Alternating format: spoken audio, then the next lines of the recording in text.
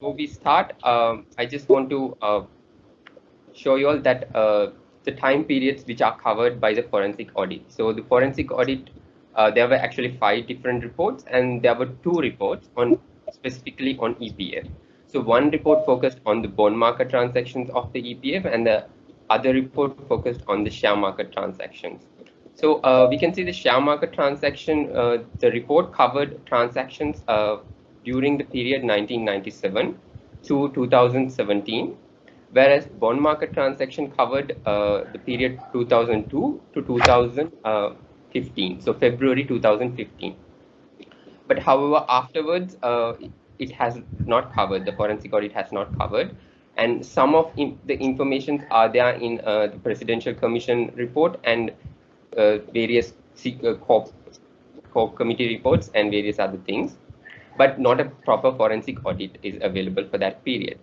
I just also want to show like why these forensic audits were done. Again, these forensic audits were done because of the Presidential Commission of Inquiry report, which actually asked the central bank or the EPF to conduct further studies. So you can see these 2 quotes from those Presidential Commission of Inquiry report, which asked for the EPF to do a detailed study on quantifying the losses, because they have only quantified only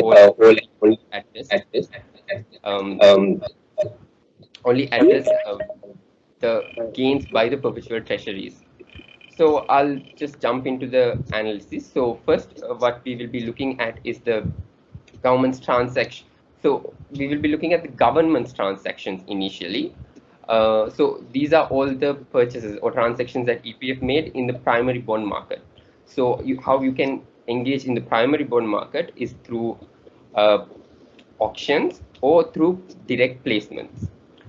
So in auctions, what normally happen is that the EPF directly bids the yields of the bonds that it wants, and in the direct placements, it usually is a negotiation or a agreement between the Department of Public Debt and the EPF. So these are 2 departments that is under the central bank, which one department, that is the Public Debt Department, sells the treasury bonds, and the EPF department purchase these bonds. So since it's the same entity, we can see that so it's the same entity, the CBSL. So this central bank, it's the same entity which engages in these 2 transactions. And what we can see is that the forensic audit reports that there is 8,973 million loss to EPF because it has engaged in transactions with the public debt department at a lower than market price. So for example, let's say if the secondary market rate for a particular bond is 10%, the EPF would have gone and purchased these bonds at 9.5%. So there is a difference of 0.5%, and into the number of bonds that purchased, the EPF has made this much amount of loss. So this loss was made during the period 2002 to 2015. Just going forward on that, we also have to remember that there were instances in which the EPF was favorably treated. That is, the EPF was given bonds at a higher yield than the secondary market yield. And because of this, the government made a loss, but the EPF has made a gain. So we can see that EPF has, in such circumstances, made a gain of 6,417 million. So when we add up these two, so we can actually see that EPF has lost 2,556 million to the government, and the government has, or the government or the public debt department has gained this much amount. So this is one particular irregular transaction that the forensic audits highlighted, and we can see the gain of this is the government, or so in this case it's both the public who has gained. So again, because it's the public, EPF is also the public, but yeah, it doesn't include some elements of the public like the government workers and others who do not contribute to the EPF. But still, since it's transaction between the government, there's a little bit less emphasis. And what we need to care more on is about EPF being used as a money pump to third parties. So how EPF can be used as a money pump for third parties is in the secondary market. So there are secondary markets of the bond market and share market. So secondary bond market is when these primary dealers who purchase in the auctions directly from the public debt department sells it to the EPF in the secondary market. And share market, as you all know, it's the Colombo Stock Exchange in which they engage the share trading. So first, let's look at the share market transactions and how EPF has been used as a money pump for the private investors in the share market. So what we can see is that there are various different losses that has been reported. So the main one is that the EPF has actually lost 9,470 million in the share market. So the forensic audit highlights that in the EPF has lost this much amount, which has been impaired or realized. So that only means that these are shares or the investments which EPF has realized that they will be never be able to gain. So for example, like when EPF invested in Sri Lanka Airlines, the EPF invested actually 500 million in Sri Lankan Airlines. But at that time, the airlines itself didn't have any worth. So currently, the Sri Lankan Airlines is actually having a negative net asset value. So there's zero value to the value of that company. But so because of that, by realizing that, the EPF has impaired or realized those losses. So that is how much is like in listed equities, they have made a loss of 9,470 million. And in unlisted equities, they have made a loss of 389 million.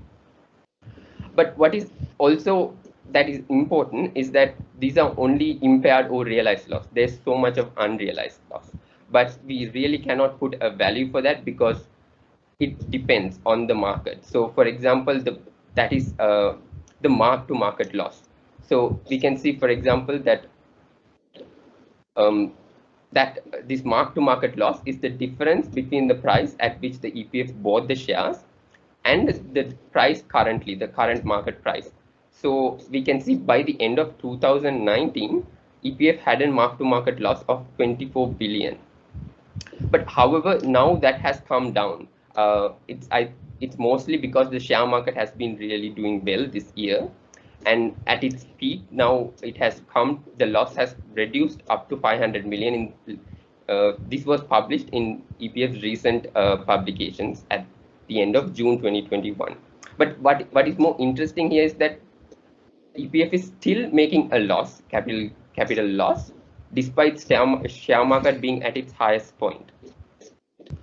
So going forward, what we can see is I'll just explain a little bit more about like how these pump and dump losses are being made in the share market. So mostly this is about this 9,470 million loss that was made by investing in listed equities, which was highlighted in the forensic audit report. And they give several examples. So they specifically put out 19 companies or shares of 19 companies and how EPF has invested in these shares.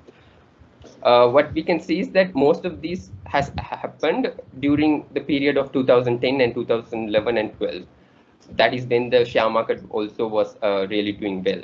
And what we can see is that, for example, this particular stock, that is the Brown and Company stock. So the price of this stock was very low in the beginning. So, and it has started coming up.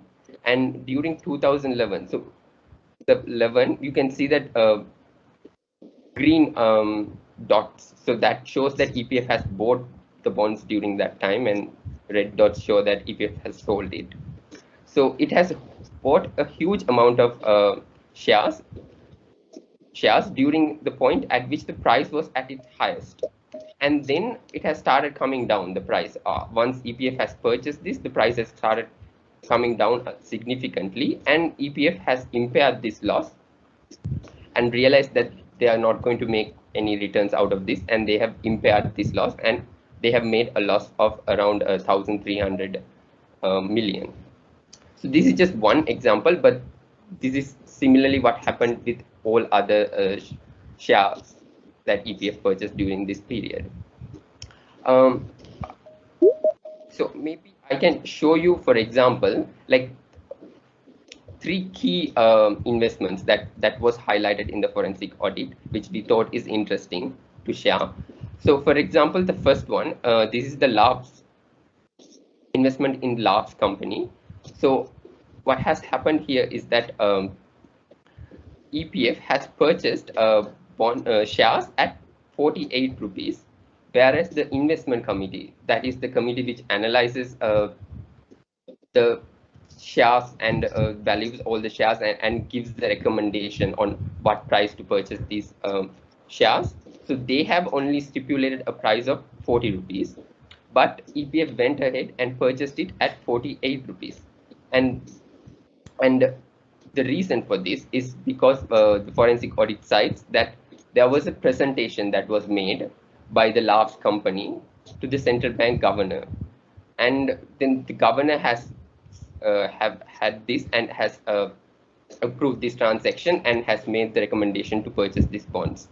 And that is what has been said by one of the deputy superintendent of the EPF.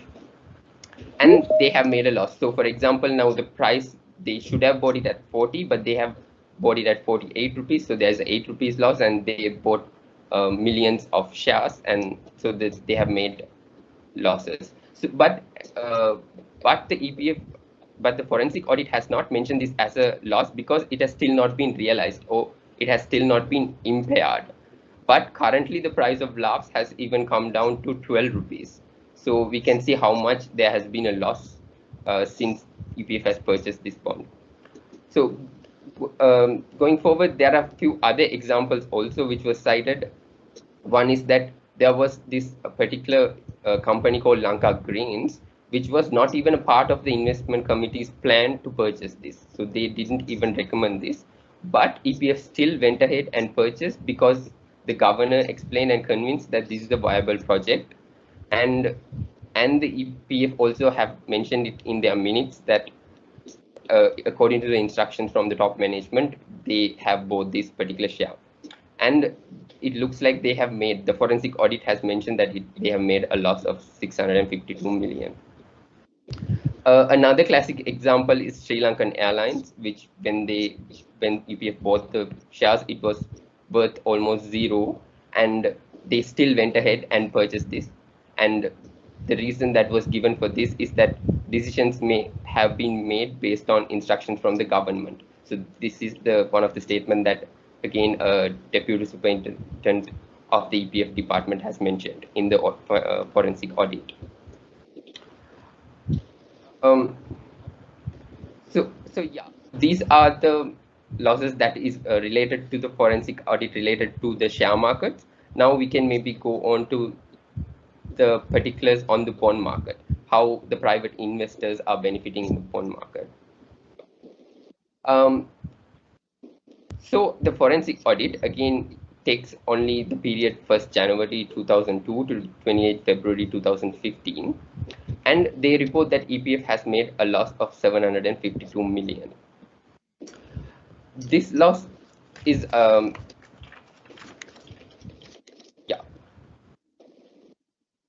so this loss 752 million has mainly been incurred, like 90% of the loss has been incurred during the period 2013 and 2014. And we can also see that in the report they have mentioned that the main beneficiary of this was that perpetual treasuries. So perpetual treasuries was even functioning before 2015, and they have benefited out of this. And that is what is given in the forensic audit. And since the forensic audit really does not go beyond 28 February 2015, we really don't know how much is the exact total loss of EPF afterwards. But one number that everybody cites is this 6,400 million rupees, that is mentioned in the Presidential Commission of Inquiry. So they mentioned that this is the total gain by the perpetual treasury. So by going through the perpetual treasury's annual reports, they have come out and mentioned that there was a profit of this much directly when purchasing bonds from EPF. But there's no, like, again, there's a period that this period only covers till 31st March 2016. But we also have data that the perpetual treasuries has been engaging with EPF even after that, and they've made some. Even the COP report has mentioned that there have been transactions in June, which was also looked at more, but it is really not covered during this. So what we can see from this is that this again, these loss details are not fully revealed to the public, and the forensic audit just really does not cover much on this.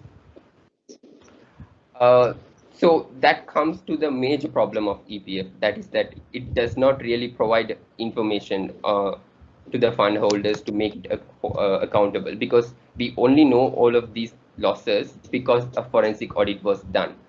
And this forensic audit was also triggered by various other things like Presidential Commission report, the COPE committee report, and just because it was released to the press that there has been mainly through the bond scam that happened, it came up. But the people should be able to, like, we shouldn't be relying on the forensic audits to be happening to get this information. EPF in their act, which was enacted in 1958, mentions that they should publish these two key informations. So one information is the annual report. So this is generally during the period in which they should report the annual, they should publish the annual report. And they say that within the 3 months of the end of the year, that EPF has to publish an annual report. But what we can see in reality is that only the annual report for 2016 is still available in the EPF website, and the annual reports for the following years are not yet available. And what is available in EPF website is just a financial statement, which is just a one-pager, which really does not which is really not useful. And also they ask for another particular set of information, which is they ask for a statement of income and expenditure, statement of assets and liability, and a statement of investments showing the face value, purchase price, and the market value of each investment. So each and every investment they should report in their annual report,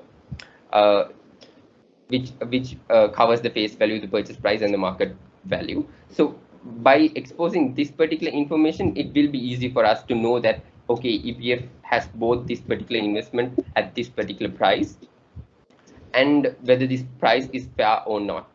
So this is an information that will be very useful to know that whether the EPF transactions are actually fair or not. But unfortunately, the EPF does not really release detailed information on this. And at Verite, what we did was we filed an RTI asking for exactly the same information. We filed our RTI in 2017 May, asking for all the bond market transactions of the EPF. And what happened afterwards is that, like, in short, like, we never got this data from the EPF, because so initially we filed the RTI in May 2017, and it went to the RTI Commission, because the EPF rejected our application and said they cannot provide this information. And after one whole year of hearing, in November 2018, the RTI Commission actually favored with us and said EPF to release this information, as it has to be anyway released through the annual report, and this is a very important information. But still, the EPF or the central bank really did not follow with the RTI Commission's order, and they went ahead and filed an appeal to the court. And they filed it right after the order was issued in December 2018. And what we can see from that point onwards is that we had to also file our statement of objections to the court, and we gave our objections. And since June 2019, there has been no proper hearing yet, because it has been postponed for various different reasons, like the lawyers had to change or the dates were not available. And for various different reasons, we still did not have any hearing yet. And what this really shows is that an information that has to be mostly released through the annual report is not even available through RTIs. So any information request through RTIs also really does not work. And we, as the workers who contribute to the EPF, really has no way of finding the faults or the losses that EPF make. We we don't even have access to basic annual reports. So annual reports are something that, again, it's done by central bank, and central bank puts out its annual report, the central bank annual report, the famous huge annual report, uh, in a very short time, but it still fails to put out the EPF annual report in even after 5 years. That is a bit sad.